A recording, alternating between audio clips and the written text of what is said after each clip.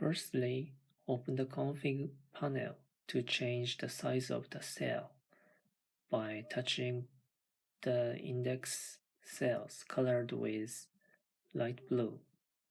Input the new value in the text field. It might be a width or height value. By clicking the return button, the new setting will be reflected on the table.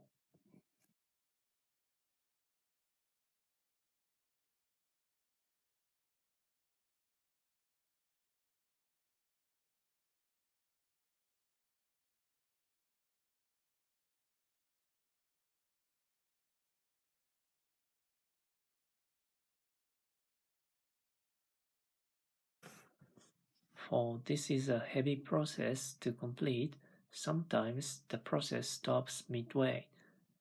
Please touch one of the index cells to complete the process.